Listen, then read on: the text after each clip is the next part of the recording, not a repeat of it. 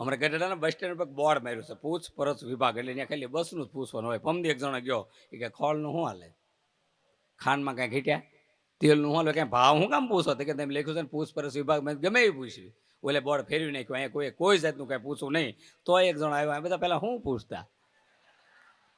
એક છોકરો મને મળ્યો, મને કે લવ મેરેજ કરાય જ નહીં, પ્રેમ લગ્ન કરાય જ નહીં. મને શું કામ સલાહ આપે, મારો ક્યાં વારો આવવાનો છે? તો કે પ્રેમ લગ્ન કરતા જ નહીં, લવ મેરેજ કર્યા જ. મેં તું થાકી શું લેવાઈ ગયો, મેં તને છોકરીમાં એવું શું લાગ્યું કે તે પ્રેમ લગ્ન કર્યા? તો કે સુખદેવભાઈ એના વાળની લટ મને બહુ ગમી ગઈ. તો મેં લટ કાતરે ક્યાં આપીને ખિસ્સામાં નાખી દેવાય, આખો મુદ્દો ન લવાઈ ગયો. આખો મુદ્દો લેવો તો હેરાન છો ને તું.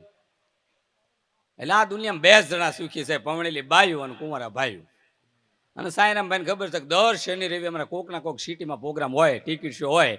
પણ સાહેબ એજ્યુકેશનની દ્રષ્ટિએ આખા ગુજરાતમાં ફર્સ્ટ નંબર જો બહેનોનો આવતો હોય તો વડોદરાના બહેનોનો, પછી આણંદ, નડિયાદ, ત્યાં એટલું એજ્યુકેશન છે, એટલી સ્ટાન્ડર્ડ લાઈફ ને એટલી ફેમિલી લાઈફ લોકો જીવે છે.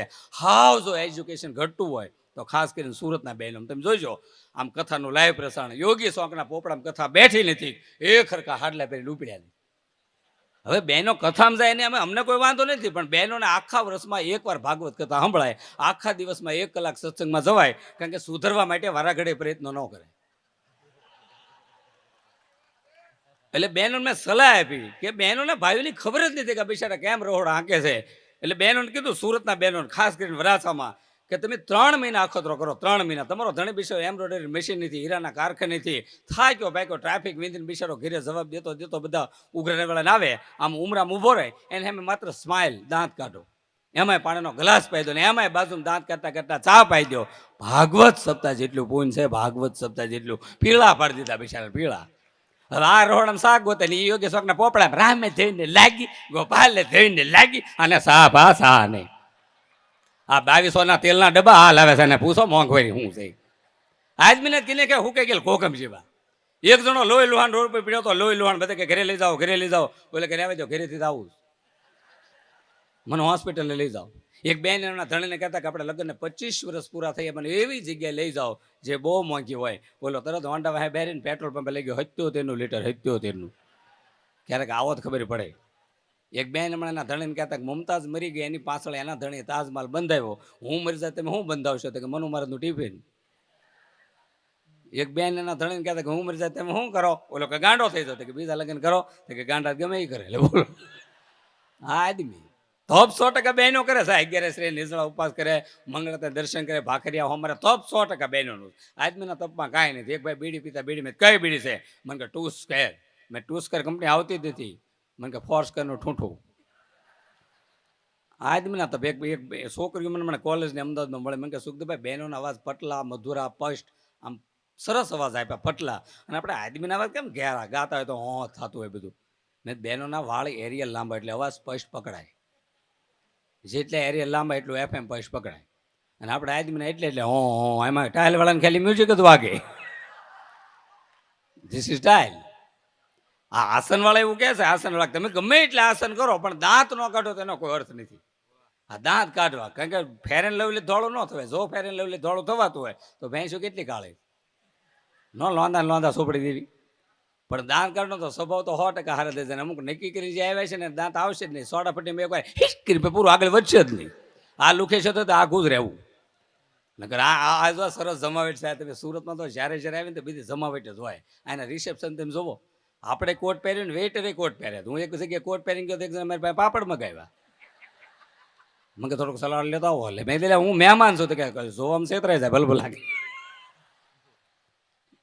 એક જણો મને પૂછતો, તમારું નામ સુખદેવ, તમારી અટક ધામેલિયા, તમારી જાતિ કે? મેં નર જાતિ. મને કે ધામેલિયા શેમાં આવે? મેં તમે પૈસા તો મોટરમાં આવે ને? કે હાલે નહીં આવે. અને હવે લુખે છો બીજી વાર ન આવે કીધું. અને અહીંયા તો જમાવટ છે. જો અહીંયા તમે કેટલું સરસ આ સ્ટેજને બેનને બનાવ્યું છે. બાકી હમણાં સૌરાષ્ટ્રમાં અમારો પ્રોગ્રામ હતો તો એક ભાઈ કે સુખદેવભાઈ કલાકારના હામૈયા કરો. મેં ભાઈ કલાકારના હામૈયા ન હોય, મેં તો રૂપિયા લઈને બધું કર્યું, મેં થોડા સેવા કરવી. તો કે નહીં, ગામમાં ડંકો મારી દેવો. આમ કલાકારના હામૈયા કરવા છે. અને ગાડું જોડ્યું અને ગાડામાં તબલાવાળાને, મંજીરાવાળાને, પેટીઓને અમને બેહર્યા. અને ગાડું હળવે હળવે પાદરથી હાલતું થયું. એ 15ની સ્પીડ પકડીને 20ની સ્પીડ પકડીને સરપંચે જોટામાં ભડાકો કર્યો અને બળદ્યા ભડક્યા. તે ગાડું આમ તો ઉલીને હેઠો આવી ગયું અને બળદ વાડીને એવાયા. એ ઉપડ્યા વાળીએ હો હમણાં પધડું એક જણો રસકો વાટે ને એક પાણી પાય ને ખબર ન પડે કે ભાગું રાખવા આવ્યા છે કે હું છે આ. એટલે કલાકારને બધા જમાવટ નહીં તો હોય અમુક અમુક જગ્યાએ અમે હેરાન થઈ જાય છીએ. આ એક જણો મને હમણાં સૌરાષ્ટ્રમાં પૂછતો મને કે ચા પીવી છે ને દાંત કે નાખો તાલે મારે બાકી લે. હવે આવી બુદ્ધિઓ બધી છે, બુદ્ધિ બધી ગામડામાં છે, એમાં બહેનો ખાસ કરીને બુદ્ધિશાળી. જોજો સુરતમાં બહેનો બધા આપણા કપડા ઉપર ગયા, કાયદેસર ટી શર્ટ આદમીના છે છતાં ટી શર્ટ બહેનો પહેરે, કાયદેસર જીન્સના પેન્ટ આદમીના છે છતાં જીન્સના પેન્ટ બહેનો પહેરે, કાયદેસર બૂટ આદમીના છે છતાં બૂટ બહેનો પહેરે. એક દી આપણે ભાઈઓ અખતરો કરો, બેનનો હાડલો પહેરીને રાવ હીરા બજારમાં મારે રિજેક્શન લેવું છે, જાવા દે જાવા દે, ઉછીના પૈસા કોઈ ન આપે. અને આપણા બધા કપડા ઉપાડી ગયા.